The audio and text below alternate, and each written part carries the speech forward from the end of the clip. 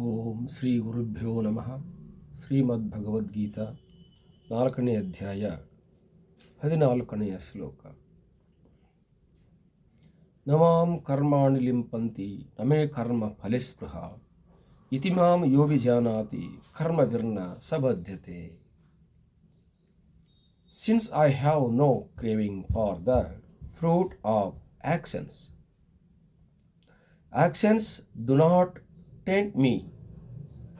Even who thus knows me in reality is not bound by actions.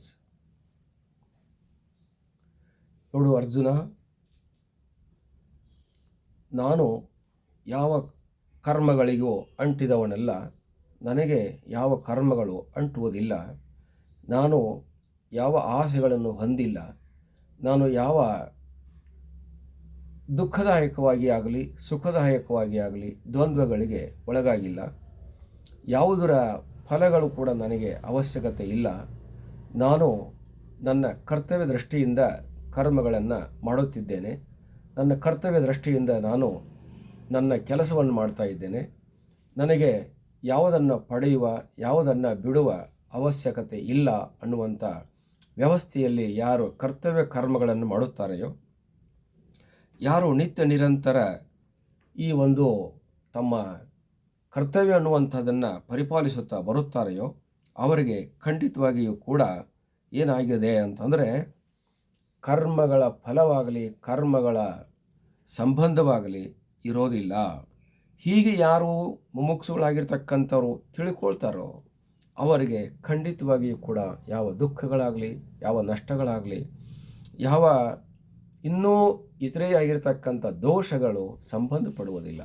ಅವರು ಕರ್ತವ್ಯ ಮಾಡಿದರು, ಕರ್ತವ್ಯದಲ್ಲಿ ಭಾಗವಹಿಸಿದರು, ಕರ್ತವ್ಯದ ದೋಷ ಅನ್ನುವಂಥದ್ದು ಅವರಿಗಿರೋದಿಲ್ಲ. ಕರ್ತವ್ಯ ಅನ್ನುವಂಥದ್ದು ಯಾವಾಗಲೂ ಕೂಡ ಧರ್ಮವನ್ನು ಉಂಟು ಮಾಡುವಂಥದ್ದಾಗಿದೆ. ಹಾಗಾಗಿ ಪೂರ್ವಜರೆಲ್ಲರೂ ಕೂಡ, ಹಿಂದಿನ ಹಿರಿಯರೆಲ್ಲರೂ ಕೂಡ ಈ ರೀತಿಯಾಗಿರ್ತಕ್ಕಂಥ ತಮ್ಮ ಕರ್ತವ್ಯಗಳನ್ನು ಮಾಡಿಕೊಂಡು ತಾವು ನಿರ್ಲೇಪರಾಗಿ ಈ ಜಗದಲ್ಲಿ ಅವರು ಪೂಜ್ಯರಾಗಿದ್ದಾರೆ. ವಿಶ್ವಾಮಿತ್ರ ವಸಿಷ್ಠಾದಿಯಾಗಿ ಮೊದಲಾದ ಜನಕ ಮಹಾರಾಜ ಮೊದಲಾದವರೆಲ್ಲರೂ ಕೂಡ ಈ ರೀತಿಯಾಗಿರ್ತಕ್ಕಂಥ ಕರ್ತವ್ಯಗಳನ್ನು ನಿತ್ಯ ನಿರಂತರವಾಗಿ ಮಾಡ್ತಾ ತಮ್ಮ ಜೀವನವನ್ನು ಸಾರ್ಥಕ ಮಾಡಿಕೊಂಡಿದ್ದಾರೆ. ಹಾಗಾಗಿ ಅದನ್ನೇ ನಾನು ಕೂಡ ನಿನಗೆ ಇವಾಗ ಕರ್ಮದ ವಿಷಯಕವಾಗಿ ಆ ರಹಸ್ಯವನ್ನು ಹೇಳ್ತಾ ಇದ್ದೇನೆ. ಕರ್ಮ ಅನ್ನುವಂಥದ್ದು ಯಾರಿಗೂ ಕೂಡ ಆಸೆ ಇಲ್ಲದಲೇ ಮಾಡಿದಾಗ, ಅದರ ಸಂಬಂಧವನ್ನು ಇಟ್ಟುಕೊಳ್ಳದಲೇ ಮಾಡಿದಾಗ, ಫಲಾಪೇಕ್ಷೆ ಇಲ್ಲದಲೇ ಮಾಡಿದಾಗ ಅದರ ದೋಷಗಳು ಅವರಿಗೆ ಹತ್ತುವುದಿಲ್ಲ. ಹಾಗಾಗಿ ಯಾವ ಮನುಷ್ಯನೋ ಆಸೆ ಇಲ್ಲದಲೇ ಫಲಾಪೇಕ್ಷೆ ಇಲ್ಲದಲೇ ಅದರ ಸಂಬಂಧವನ್ನು ಉಳಿಸಿಕೊಳ್ಳದಲೇ ನಿರ್ಲೇಪ ಸ್ಥಿತಿಯಿಂದ ನಿರಾಸೆಯಿಂದ ಕರ್ತವ್ಯವನ್ನು ಮಾಡ್ತಾನೋ ಆತನು ಜೀವನ್ಮುಕ್ತನೆನಿಸಿಕೊಳ್ಳುತ್ತಾನೆ. ಆತನು ಯಾವ ಕರ್ಮದ ಹೊಡೆತಕ್ಕೆ ಯಾವ ಫಲಗಳ ಹೊಡೆತಕ್ಕೆ ಒಳಗಾಗೋದಿಲ್ಲ. ಹೇಗೆ ಒಂದು ಪುಷ್ಪವು ನೀರಿನಲ್ಲಿ ಬೆಳೆಯುತ್ತದೆ, ಕೆಸರಲ್ಲಿ ಬೆಳೆಯುತ್ತದೆ. ಬೆಳೆದಿರತಕ್ಕಂಥ ಪುಷ್ಪ ಮೇಲ್ಮುಖವಾಗಿ ಅರಳುತ್ತದೆ. ಅರಳಿರ್ತಕ್ಕಂಥ ಪುಷ್ಪಕ್ಕೆ ಅಲ್ಲಿರ್ತಕ್ಕಂಥ ಕೆಸರಾಗಲಿ ಅಲ್ಲಿರ್ತಕ್ಕಂಥ ನೀರಾಗಲಿ ಅಂಟಿಕೊಳ್ಳೋದಿಲ್ಲ. ಆ ನೀರನ್ನು ಕೆಸರನ್ನು ಅಂಟಿಕೊಳ್ಳದಲೇ ಕೆಸರಲ್ಲಿಯೇ ಬೆಳೆದುಕೊಂಡು ಆ ಕೆಸರಿನ ನೀರಲ್ಲಿಯೇ ಬೆಳೆದುಕೊಂಡು ಸುಂದರವಾಗಿರ್ತಕ್ಕಂಥ ತನ್ನ ಸೌಂದರ್ಯವನ್ನು ಹೊರಹಾಕುತ್ತದೆ. ಸುಂದರವಾಗಿರ್ತಕ್ಕಂಥ ತನ್ನ ಪರಾಗವನ್ನು ಹೊರಹಾಕುತ್ತದೆ. ಅದು ಜನಮೆಚ್ಚುಗೆ ಆಗಿರ್ತಕ್ಕಂಥ ಕೆಲಸವನ್ನು ತೋರಿಸುತ್ತದೆ. ಆ ರೀತಿಯಾಗಿ ಜ್ಞಾನಿಯಾಗಿರ್ತಕ್ಕಂಥವನು, ತತ್ವಜ್ಞಾನಿಯಾಗಿರ್ತಕ್ಕಂಥವನು, ಸತ್ವಜ್ಞಾನಿಯಾಗಿರುವಂಥವನು, ಆತ್ಮಜ್ಞಾನಿಯಾಗಿರ್ತಕ್ಕಂಥವನು ಕರ್ತವ್ಯ ಕರ್ಮಗಳನ್ನು ಮಾಡಬೇಕು. ಆ ರೀತಿಯಾಗಿರ್ತಕ್ಕಂಥ ಕರ್ತವ್ಯ ಕರ್ಮಗಳನ್ನು ಮಾಡ್ತಾ ಬಂದಲ್ಲಿ ಆ ಪುಷ್ಪದಂತಲೇ ಇವನು ಕೂಡ ಅರಳುತ್ತಾನೆ. ಆ ಪುಷ್ಪದಂತಲೇ ಇವನು ಕೂಡ ತನ್ನ